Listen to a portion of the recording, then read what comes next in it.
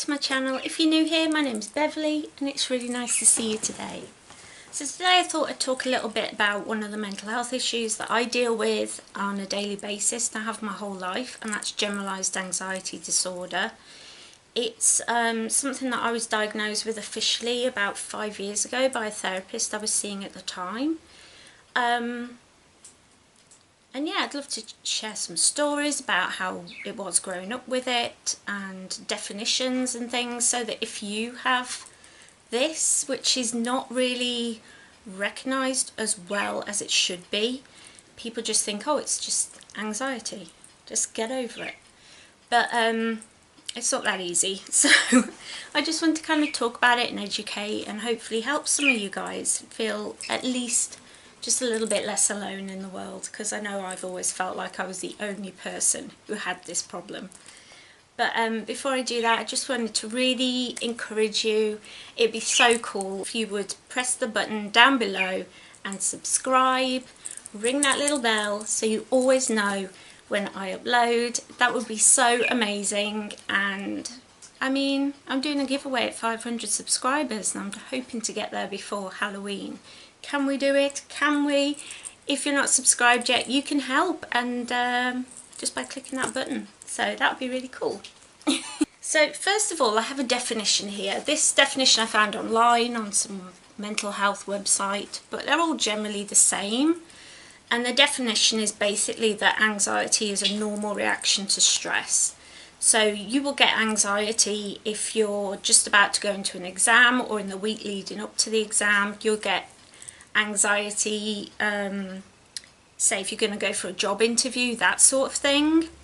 But when you have an anxiety disorder, that is when that anxiety encroaches on your life, on your day-to-day life.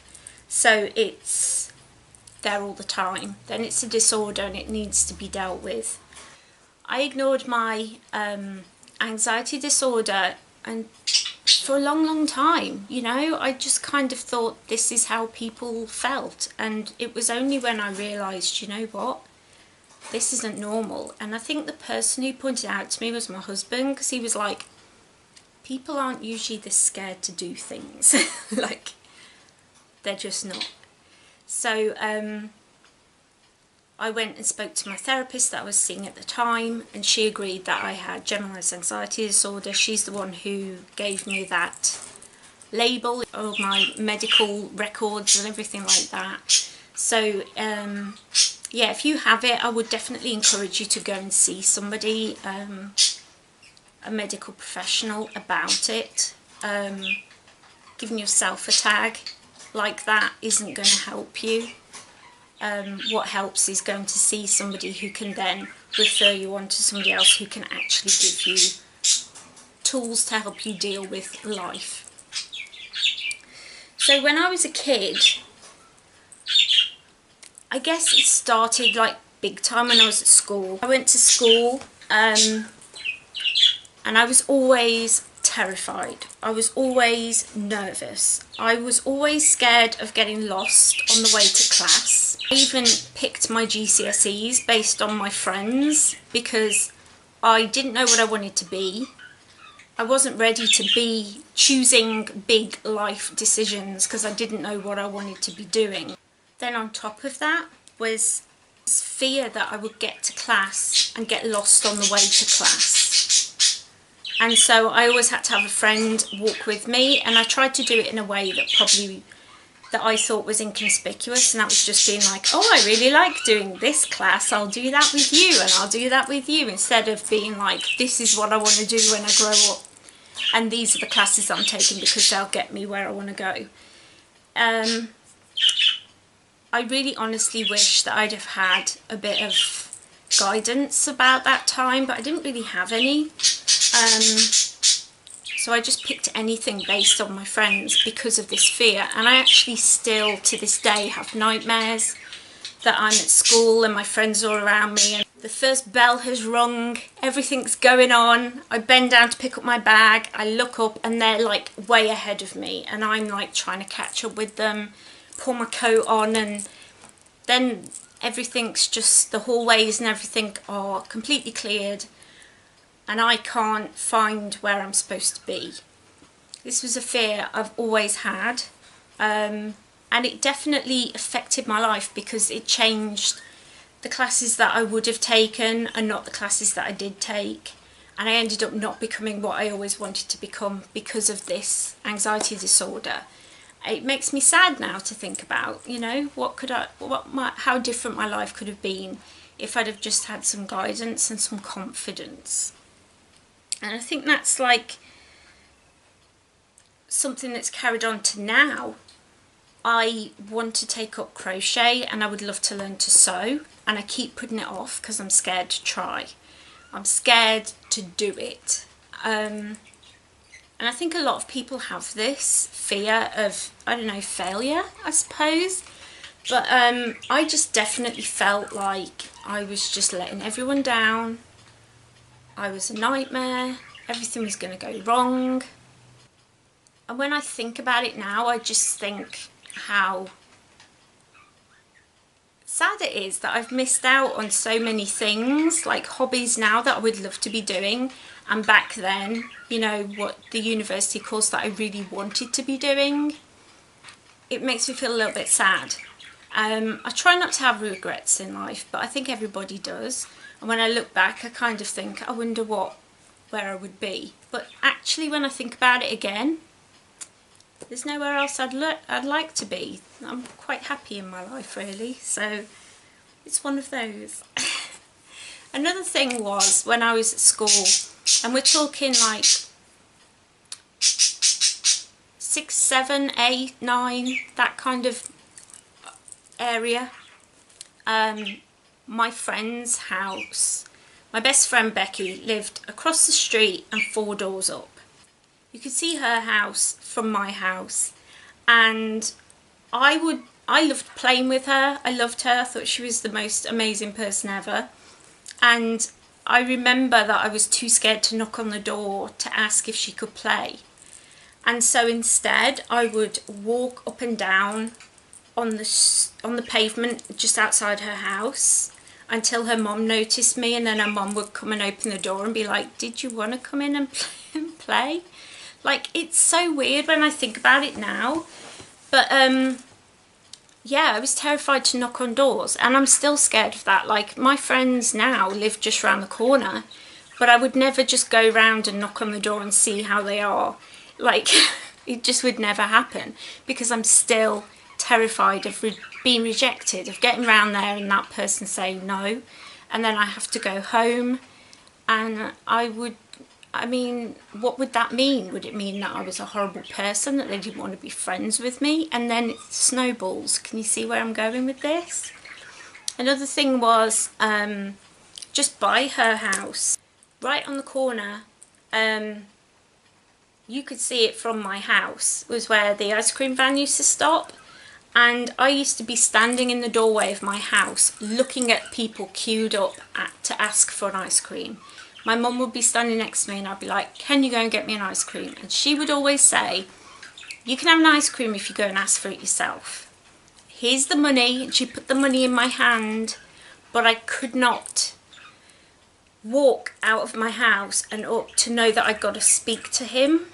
It was just petrifying. And the amount of times that I missed out on an ice cream, and to most kids, like an ice cream, you do anything for it, but I was just petrified of having to queue and then having to say what I wanted to say. And this was a problem. This has always been a problem. Something I've really worked on in the last couple of years is talking to people in shops. My mum used to send me down to the shop not too far from us to go and get bread or milk or whatever they needed. And I would be petrified the whole time, just over and over in my head, repeating what I needed to get, and terrified there'd be somebody in there and I'd have to talk to someone, and just all these horrible thoughts about myself, about what I was wearing, about how I looked, about what people would think, would come into my head, and it made no sense. When I look back now, I was just walking down the road to get some milk. But to me, it was like being asked to go slay a dragon or something. It was the biggest thing ever that affected me at university, that I was terrified to go to the supermarket on my own. And I was also terrified, I did nursing diploma, and because it was nursing you would move from ward to ward. It was all on rotations. So you'd work like 6 weeks on one ward and then 6 weeks on another ward, and you'd move around a lot.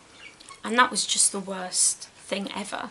Having to find a new ward on my own, having to find a new hospital on my own, because I worked in a big city. Where I chose to train was somewhere that, it was a big city, and I remember that they had hospitals all over and you could be sent to any one of them. And I just was petrified, I really was. The stress of that would be the worst thing, like having to go there the first day, and then every day after that I would be just as scared. That would never diminish. I would always be scared I got the wrong bus, or I got to the wrong place, and I'd be there on the wrong shift. My mind would never let me just be happy, be calm. And I found that in all of my jobs, all school activities, everything. I would always feel the same, and I still feel the same now. The only thing I really do now is my psychic course, and we go there once a month, and every single time I worry that I've got the wrong night, that I'll walk in and they'll be busy, that they'll, you know, she has a thing where you just walk in, you don't knock. Terrifying, absolutely terrifying.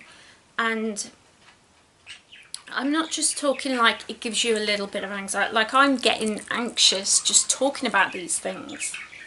It's so scary, and I can't even begin to tell you or explain to you how it feels, except for the fact that it feels a lot like that moment before you go into an exam. Everything's riding on this exam, but that's all the time. It feels like that all the time. And I've been working a lot on making myself talk to people when I'm out and about. I used to just not speak to anyone. I used to ignore people if they spoke to me when I was out and about. Now I will initiate conversations. I literally force myself, and it's so scary. But my husband, bless him, he always notices, and he'll always go, "You spoke to that woman, that's brilliant," and he always like congratulates me on it. And probably to most people just like, yeah, whatever, she just spoke to somebody. But to me it means the world, it really does. I would definitely say one of the other main things that I deal with is catastrophic thoughts. And this comes from, you get this a lot in depression and stuff like that, especially in things like OCD. If I don't do this, then this is going to happen. But I often worry that because I'm such a horrible person, that's what I tell myself, I'm such a horrible person, that if I do this wrong, then everyone's gonna, the whole world's gonna know that I'm a loser, that I'm terrible. Even to the point where I couldn't hang my washing out in my own back garden because I was scared that people in the surrounding houses would be able to see and be watching and waiting for me to hang out the washing so they could laugh at the way I hang out the washing. It's like I'm saying it to you and I'm thinking, what? It doesn't compute. Like my logical mind is going, that makes no sense. Why would people be waiting for you to hang out washing so they can make fun of you? But I will say this, as somebody who has spent the last 5 years really working on themselves, and I've talked about this before, I'm doing so much better than I was.